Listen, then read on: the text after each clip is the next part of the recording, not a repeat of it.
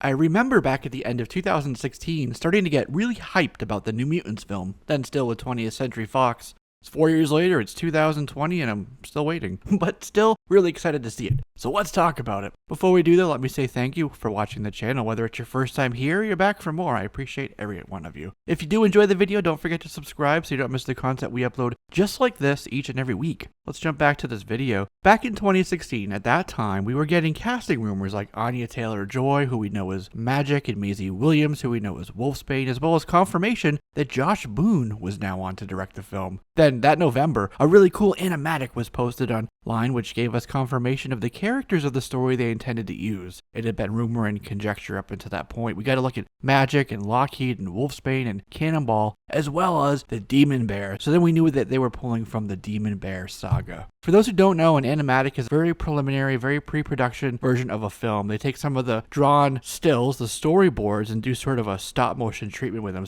So it looks like those individual storyboards are actually moving as they would in the final project. It gives everyone an idea of the pace and tone and look of the film at a very, very early pre-production stage. The New Mutants movie was intended to be yet another film in the wake of Deadpool and Logan, which would take superhero films in different directions other than the four-quadrant PG-13 action comedies of the Marvel Cinematic Universe. Whether it's westerns, rated R, or in the case of New Mutants, very much in the vein of a horror film. Talking with Collider in 2017, Josh Boone said his influences were The Shining, Dream Warriors, and One Flew Over the Cuckoo's Nest. He said it is a rubber reality horror movie for the first 75% and then becomes something else. Boone also said it follows the logic of early Wes Craven movies. As far as the PG-13 rating, Boone said, quote, "It's a supernatural horror movie. I'd say this is pushed as far as you could push PG-13, as far as Dark Knight was pushed, or whatever with Joker putting somebody's head in a pencil and all that, or Two-Face's face. We pushed stuff as far as we could push it," end quote. Boone also said that when he pitched the film, it was pitched as a trilogy where each one delved into a different subgenre of horror. This one is that supernatural, what's going on with reality type horror movie, which is how we get Demon Bear. And with the next two delving into different horror styles and themes altogether, perhaps with Despair, Limbo, Sim, Mr. Sinister, Goblin Queen, and all the things that would come up later in the first volume of the New Mutants comic books. Or even something like in the Inferno event from the late 1980s. That was a cool story. But it would all be horror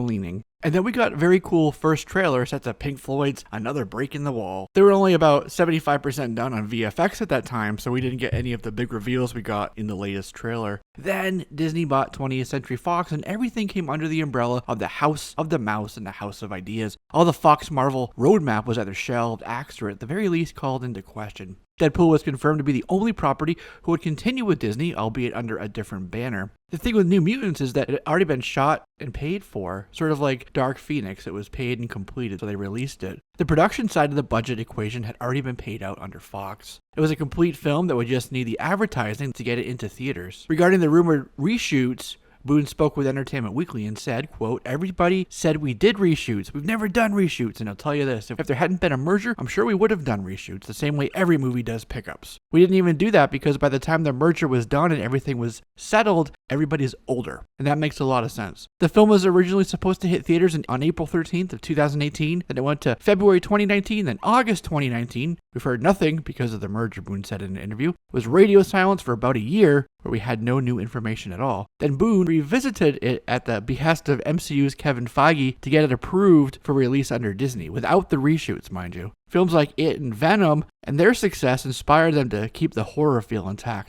He had to touch up the CG on Lockheed and Magic's Soul Sword, and he finished it March 6th of 2020, and the film was set for an April 2020 release date, finally. Then the pandemic hit, and everything was pushed back. And like a week or so after Boone said he officially wrapped, Disney said the movie was pulled off the release calendar along with Mulan. This is coupled with Marvel's recent push for new content and new subscribers to Disney Plus's OTT streaming platform. The theatrical slate pushback meant downstream that others would move too. Black Widow, for example, was delayed from May to November of 2020, which meant that Eternals, which was in that spot, had to move from there into 2021. It makes 2021 and 2022 very full. How do you solve a problem like New Mutants? Where do you put it? Well, Fox and HBO have a very long-standing domestic output deal that was set originally to expire in 2015. However, it was renewed in 2012 to last until 2022. That's 2 years from the recording of this. The deal gives HBO the premium pay TV run for any new Fox theatrical film. Very important verbiage there. The update, the renegotiation, was to include verbiage around streaming, while still giving Fox the ability to sell VOD, called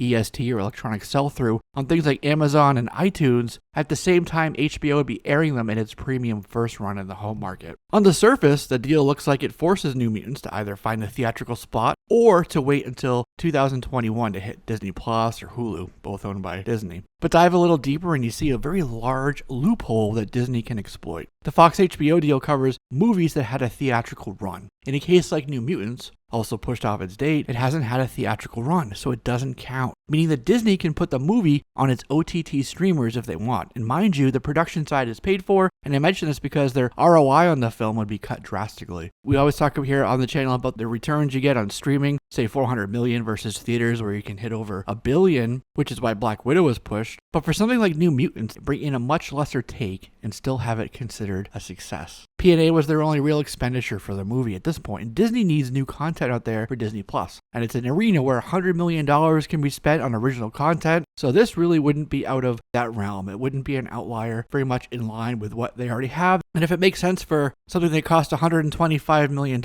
i.e. Artemis Fowl, it makes sense for New Mutants as well. They could even build out a VOD pay option for the service, making it the industry standard $19.99 that we see now, but of course I'd prefer them to drop it as an inclusive, just like they did recently with Onward. According to Mikey Sutton, an industry insider, friend of the channel, and as reported on by another friend of ours, TiVo at Lords of the Long Box, releasing it on Disney Plus is exactly what they plan to do with New Mutants. Here's part of Mikey's quote. Disney is seriously considering dropping the New Mutants on Disney Plus, possibly by this summer. End quote, he says. And Bob Iger himself teased that, quote, more Disney theatrical releases may end up on Disney Plus. But now it's your turn. What do you think? Would you like to see it on Disney Plus or Hulu, or would you like to wait, see when it might hit theaters? Jump down to the comment section and we'll continue this conversation down there. And don't forget to subscribe as well so you don't miss all of the content I upload just like this each and every week. And thank you for watching. I'm Jesse, this is JLS Comics, and I'll see you soon.